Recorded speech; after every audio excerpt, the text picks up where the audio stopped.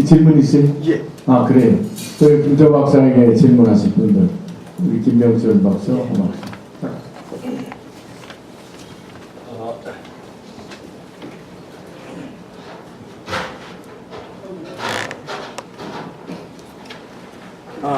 목소리가 크니까 저기 육성으로 질문하겠습니다. 저 우리 이사장님께서 먼저 말씀이 계셨지만 어제 저녁 그 KBS 심야 토론에서 우리 통일에 대한 말이 있었습니다. 그 박세일 박사님 말씀이 통일에 대한 여러 가지 몇 가지 현상을 가정할 수 있는데 현재의 한반도가 그대로 현재의 그 38선이 그대로 고착화될 수가 있다. 여기에 대해서 어떻게 생각을 하시는지. 그런데 그 고착화될 수 있는 아주 저는 깜짝 놀랐습니다. 될 수 있는 그 이유가 첫째, 중국의 군사대국. 중국이 무한히 지금 군사력에 아주 매진하고 있습니다. 둘째, 북한 김정일이 중국의 의존이 더욱 심화되고 그 심화되는 과정에서 중국화될 수가 있다. 셋째, 미국의 재정위기. 미국이 계속해서 이와 같은 그 재정위기가 계속되면은 미국의 외교 전략이라는 것은 세 가지 패턴이 있다는 걸 이미 알고 계시지 않습니까? 그러면은 미국의 재정 위기가 계속된다면은 아이솔레이션 팔러스로 바뀌어질 수가 있다. 고립주의로 나갈 수도 있다. 이럴 때 한국이 취해야 할 그 정책은 무엇이 될 것인가? 만일 한국이 통일 지상주의로 나간다면은 북한과 전쟁을 하거나 중국과 전쟁을 하지 않으면은 통일은 영원히 불가능할 수도 있다. 여기에 대해서 어떻게 생각하십니까? 예, 지금 질문하신 것이 그 부정적인 생각을 가진 분들이 제기하시는 전형적인 주장입니다. 제 생각은 전혀 그렇지 않습니다. 그 우리 김영욱 수석 이사장님께서 수석 부의장님 취임하시고 하신 말씀들 중에서 맥락이 들어있습니다. 거기에 보시면 저도 그렇게 공감하기 때문에 그 말씀 드리는 것인데, 대한민국이 절대로 북한의 흡수 통일을 추구하는 대북 정책을 추진하지 않을 것이니 추진해서도 안 됩니다. 지금 말씀하시는 것은 존재하지 않는 정책을 가지고 얘기를 합니다. 그러니까 우리가 북한을 무너뜨리기 위한 정책, 공작 정책 이런 걸 하지 않는다. 그러나 북한이 무너지는데 대비는 해야 한다. 이게 대한민국의 대북 정책이고 통일 정책입니다. 저희가 보기에는 연세가 많은 부모님이 계시는데 아들 자식들이 장례보험에 든다. 그럼 어머니 아버지가 그걸 알고 화를 낼 겁니까? 자기들 빨리 죽으라는 얘기입니까? 그거 아니잖아요. 아니잖아요. 어머니 아버지가 갑자기 돌아가셨을 때 순조롭게 뒤처리를 하겠다는 그런 효심에서 나오는 겁니다. 북한이 우리가 뭐 급한 사태 대비에 대해서 이런저런 준비를 한다고 화를 내고 시민들이 반응을 보이면 제가 보기엔 굉장히 부질없고 아무런 근거 없는 외교적 공세에 지나지 않습니다. 아니 동생이 사업을 하는데 뭐 사업이 위태로워요. 계속 위태로워요. 형이 그걸 알고 있는데 이 동생이 부도났을 때 내가 어떻게 해야 되는지 대비 계획을 세워. 이게 뭐가 문제가 있다는 거죠. 뭐가 문제가 있다. 예? 바람 물질이 많은 곳에서 일하는 작업장에서 일하는 남편이 있는데 아내가 그 남편을 보면서 안 보험에 들었어요. 이게 그럼 남편 빨리 죽으라는 얘기입니까? 아닙니다. 북한이 이런 식으로 공세를 펼치는 것은 부질없는 짓이고 우리 내부에서도 북한 급변 사태에 대해서 급변 사태 대비 얘기조차 해서는 안 된다. 남북 관계를 파탄으로 가져간다. 이렇게 얘기하는 것은 옳지 않다. 저는 그렇게 보고요. 가능성에 대해서도요. 연세가 90이 넘고 암에 걸려 있고 문제가 심각하고 침상에 누워있고 그분은요 조만간 돌아가십니다. 예? 북한이 사실 뭐 저희가 점쟁이가 아니고 오늘 내일 무너질지 모르죠. 아무도 모릅니다. 그러나 모든 징후들이 이대로는 안 된다는 것이 사실 드러나 있는 겁니다. 그렇다면 언제일지는 모르지만 북한의 변화 이게 뭐 아주 자연스러운 소프트 랜딩이 될지 아주 급작스러운 급변이 될지 그건 아무도 모르지만 이대로는 안 된다는 것은 사실 판가름이 나 있는 겁니다. 이 38선이 고착될 수 있다라고 하는 얘기는 이 필연성, 북한이 가지고 있는 수많은 누적된 문제점들을 외면한 필연성을 외면한 얘기다. 저는 그렇게 보거든요. 그래서 우리가 북한은 자극해서도 안 되지만 이때 우리가 취할 수 있는 대북 정책은 가급적 큰일이 발생하지 않고 부드럽게 변화가 진행됐으면 좋겠다. 이게 완변입니다. 완변. 북한의 변화가 급속도로 진행되어서 전쟁 가능성, 유혈 가능성을 낳지 말고 가급적 부드럽고 천천히 진행이 돼서 완변으로 진행되도록 우리가 도와야 한다. 이게 저희들이 가지고 있는 기본 자세입니다. 그러나 변화의 필연성에 대해서는 우리가 부인해서는 안 된다. 이대로는 안 된다는 것이 사실 증명이 됐다. 뭐 이런 논리를 저는 가지고 있고요. 그래서 그 말씀하신 분하고는 전혀 다른 논리다. 저는 그렇게 생각합니다. 네. 거기까지 오고 가만히 네. 이따가 이승문 박사가 좀 허 박사 마이크 어디 갔어?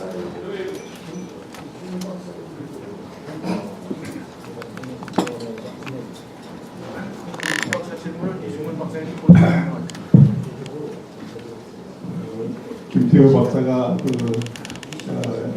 북한의 비대칭 전력에 대해서 새롭게 이제 제도상의 속단론을 갖춰서 새로운 시각으로 상당히 감명을 받았는데요. 두 가지 질문하겠습니다.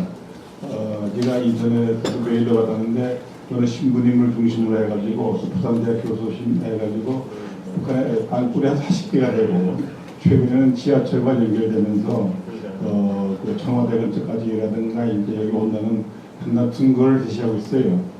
거기에 대해서 국방연구하는 분들이 어느 정도를 어떻게 평가하고 있는지가 알고 싶고, 또 하나는 일본의 이제 친한 그 세력이 하나는 좌파 사야당에서 나오지만은 우파에서 나왔거든요. 근데 일본에서는 지금 일본의 갈라파고스의 그 여러 가지 생물처럼 고립되면서 퇴화한다. 그래서 어딘가 돌파구를 모색하려는 움직임이 많은데 이 우파 친구들이 그걸 한국과 싸움 붙여서 자국제 면제겠다 하는 움직임이 있는데 그런 것이 이제 우리의 그 안보에 미칠 영향에 대해서 말씀해 주시면 좋겠습니다.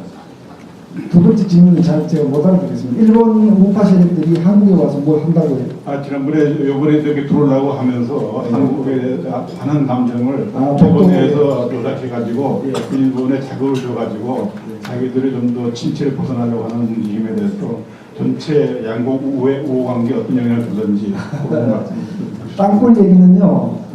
저희들 국방영원에서 연구하면서도 연구를 해본 일이 없고 제가 아는 한은 국방부에서도 많은 제보를 받고 그게 실제로 달려가 보면 그 제보 상황하고 많이 다르다. 그래서 지금까지 부각된 두드러진 문제가 될 만큼 부각된 경우가 없다. 사실 그 이상 저희들도 알고 있는 게 없습니다. 그래서 제가 말씀드리지 못하겠고 그 말고는 그 일본 우파들의 움직임에 대해서는 한마디로 결론은 나 있습니다. 이게 좀 속된 비유가 뭐 될지 모르겠습니다만은 똥개는 짖어도 기차는 간다는 말씀 많이 들어오겠죠.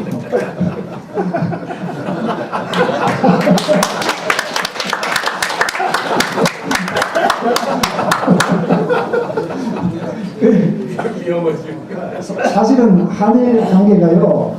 그 일본 사람들이 참 야속하죠. 그 자기들이 식민 지배나 이런 걸 생각하면 독도 문제 흔쾌히 한국에 양보하고 사죄하고 한일 관계를 잘 가져가면 훨씬 양국에 도움이 되는 걸 뻔히 알면서도 그렇게 하지 못하는 그게 일본인의 한계거든요. 그런데 우리가 가져야 될 기본 자세는 어차피 중국이 저렇게 부상하고 있고, 그러니까 우리가 중국하고도 비적대 우호 관계를 유지하기 위해서 장기적인 전략을 세워야 되지만, 그렇다고 해서 일본하고 우리가 적대적인 관계로 감정싸움을 가서 대한민국 생존 전략이 무슨 도움이 되는가? 안 되는 거거든요. 그러니까 화이부동, 뭐 말이 맞는지 모르겠습니다. 그러니까 이 서로 차이점 나는 것은 이렇게 골라내고 같은 것들을 찾아가면서 손잡고 갈 수밖에 없는, 그게 앞으로 한일 관계의 대세라고 저는 보고, 제 스스로 일본에 대해서 서운한 감정을 많이 가지고 있습니다. 일본 전문가들 만나면 제가 많이 욱박지릅니다. 너도 왜 너는 그리 째째하냐, 독일을 한번 봐라, 이런 얘기를 많이 하는데, 근데 국가 차원에서는 결국은 기차는 계속 가야 한다.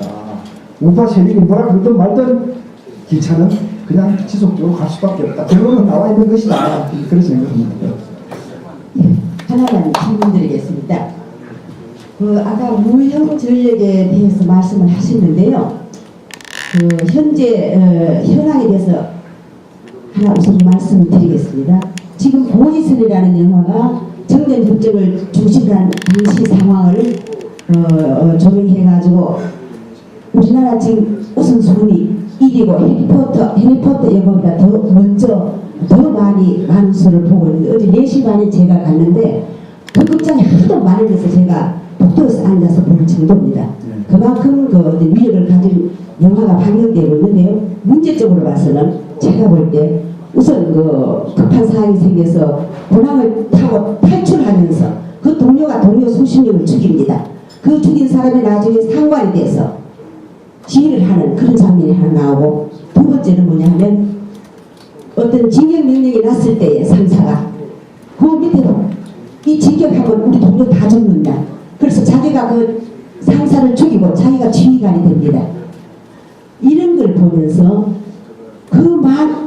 그러고 나서 영화 보고 나서 물론 그 사람도 결국은 죽습니다. 그 얘기는 남북이 전쟁이 하는 게 아니고 우리는 전쟁과 전쟁을 하는 거다. 살아남아야 된다. 이런 주제였습니다. 그래서 보고 나서 많은 저 주변 사람들이 맞다는 거예요. 그래서 저는 그걸 느끼면서 야 이게 오늘 많은 아주 젊은 사람 많은데 이 젊은 사람들이 전쟁을 저런 식으로 상관의 명령을 불복종하고 죽이고 자기가 상관이 되고 이런가 실제로 저는 궁금한 게 군대 안 가봤기 때문에 실제 그런 상황이 6.25 전쟁, 베트남 전쟁에서 일어났느냐 부하가 상관을 주고 상관 있었느냐 아니면 어쨌든 이게 사실이 아니면 군 전체에 아니면 우리 국민 정서상 너무 나쁜 교육이 많기 때문에 이걸 꼭 한번 보시고 홍보가 이 문제에 대해서는 적절한 조치를 취해야 되지 않겠느냐 모형 전쟁에 대해서 한 말씀 드렸습니다. 건의사항입니다.